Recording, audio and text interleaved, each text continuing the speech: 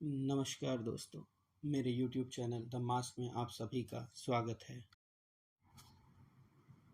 नमस्कार दोस्तों, मैं आज जो आपके साथ शेयर करने जा रहा हूँ, वह एक सच्ची घटना पे आधारित कहानी है। ये कहानी सिर्फ एक अकेली मेरी ज़िंदगी से जुड़ी हुई नहीं है, बल्कि इसमें कई सारे किरदार हैं, जैसे कि मेरे घर वाले, रिलेटिव्स और दोस्त यार। ये कहानी आज से 10 से 11 साल पुरानी है और आज भी अगर आप इसके बारे में मेरे घर वालों से या दोस्तों से पूछेंगे, वो आपको एक-एक चीज़ बता सकते हैं। बात कुछ ऐसी हुई कि हमें अपना घर शिफ्ट करना पड़ रहा था किसी कारण से और हमारे पास ज़्यादा टाइम नहीं था और हम लोग नोएडा में रहते थे और नोएडा में घर बहुत ही महँगे हैं। ये बात वो लोग बहुत अच्छे से जानते हैं जो इस समय नोएडा में रहते हैं कि घर लेना वहाँ पे रेंट पे भी कितना महँगा पड़ता है। तो मेरे डैड 2-3 दिन बहुत ज़्यादा मेहनत करने के बाद उनको एक घर मिला, जो कि बहुत ही बड़ा घर था। मीन्स उसमें 4 कमरे, बहुत बड़ा-सा ड्राइंग रूम, एक लॉबी, फिर बाथरूम, फिर एक मास्टर बेडरूम, साइड में एक और रूम, फिर एक सर्वेंट क्वार्टर्स, फिर उससे पहले किचन, 2 बालकनी। इतना बड़ा हमारा वो वाला घर था और उसका रेंट बहुत ही कम था। तो पापा ने कहा कि पैसे बच जाएँगे, तो उन्होंने वो घर फाइनल किया। फिर रात को कुछ 8-9 बजे जब मेरी मम्मी काम से वापस आई तो पापा उनको घर दिखाने लेके गए। मम्मी ने गाड़ी में से जैसे ही देखा कि ये वाला घर है, पता नहीं उनको क्या हुआ और उन्होंने बोला, "नहीं, मुझे ये घर पसंद नहीं आ रहा है। मेरे हिसाब से आपको एक और बार कहीं और देख लीजिए, बट ये घर तो अच्छा नहीं लगता लेने के लिए।"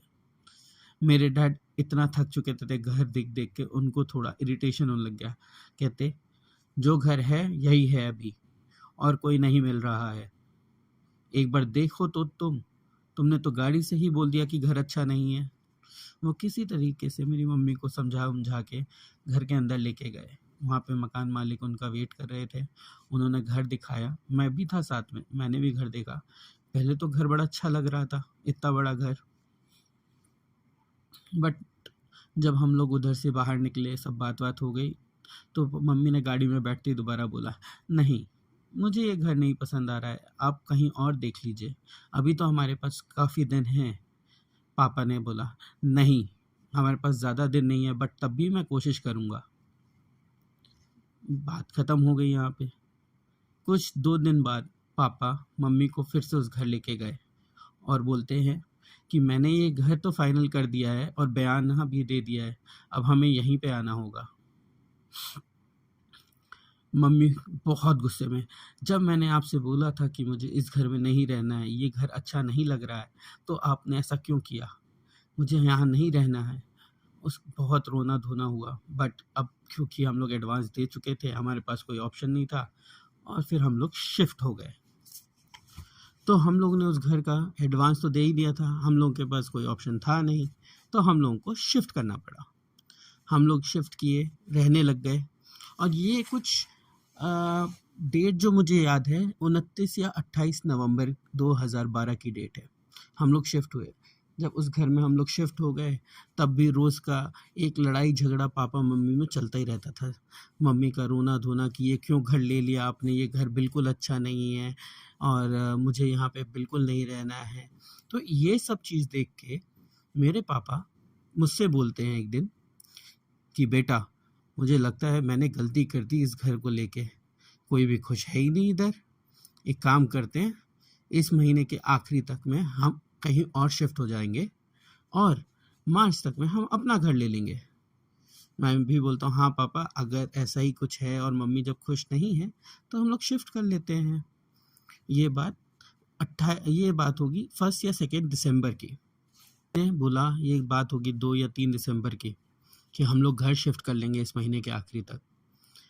उसके सेम रात को पापा का शुगर ड्रॉप करके हो जाता है 32। हम लोग बहुत घबरा जाते हैं, पहले कभी ऐसा हुआ नहीं था, तो हम लोग उनको हॉस्पिटल लेके भागते हैं। आप लोग है ना एक-एक डेट याद रखिएगा, पापा ने जिस दिन बोला कि हम शिफ्ट हो जाएँगे, उसी दिन उनकी तबीयत इतनी ख़राब हो गई कि वो हॉस्पिटलाइज़ उनको करना पड़ा इमरजेंसी में।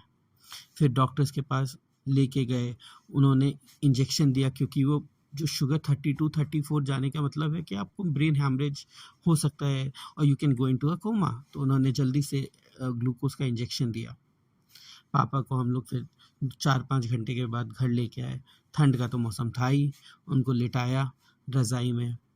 पापा बोलते हैं कि बेटा मुझे हॉट बॉटल दे दो, मुझे बहुत ठंड लग रही है। तो हम लोग उनको जल्दी से हॉट बॉटल दे देते हैं।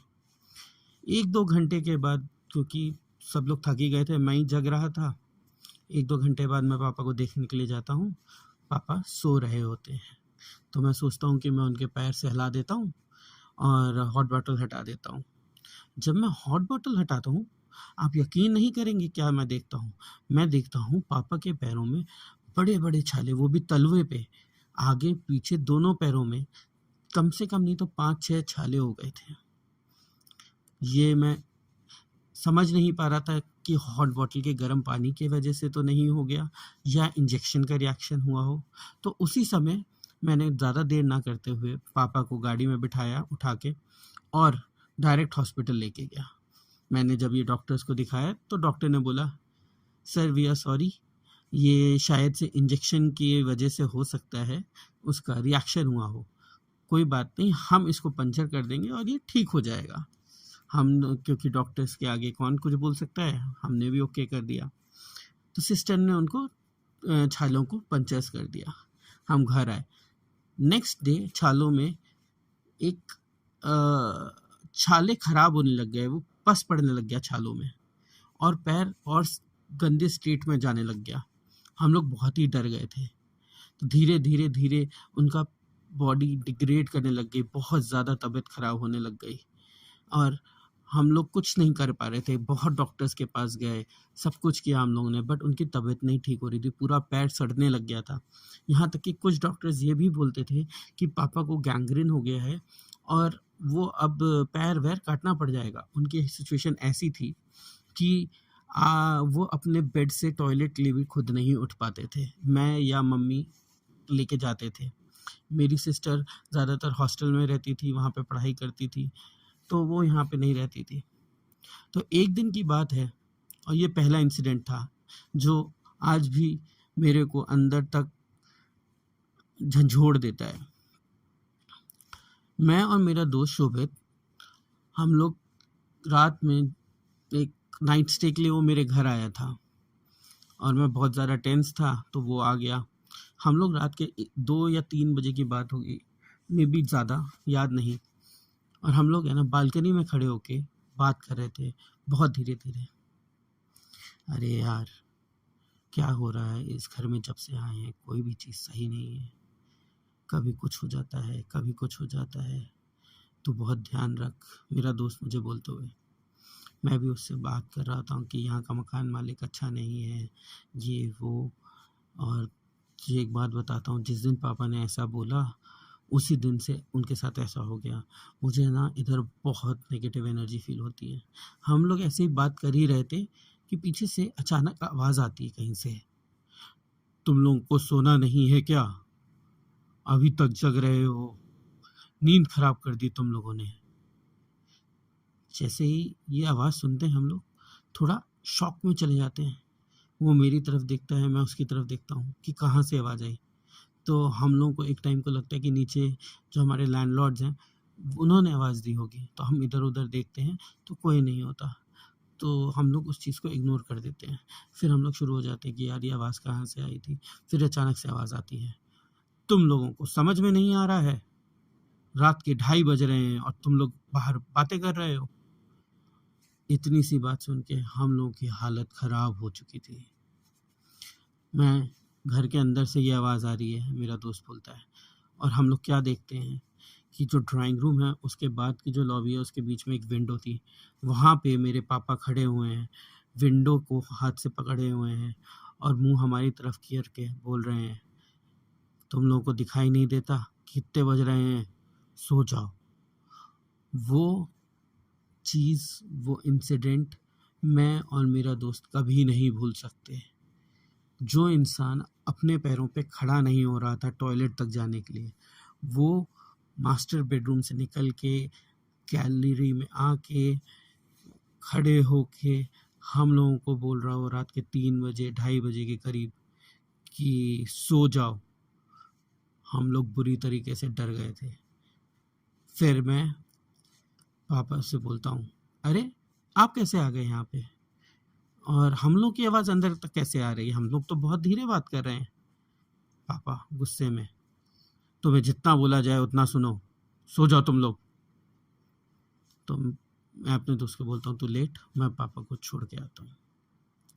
मैं उनको जाता हूँ लेके और उनको बेड पे लेटाता हूँ और उनसे बोलता हूँ आप सो जाइए। तो कहते हैं मुझे सब सुनाई दे रहा था, तुम लोग क्या बात कर रहे हो।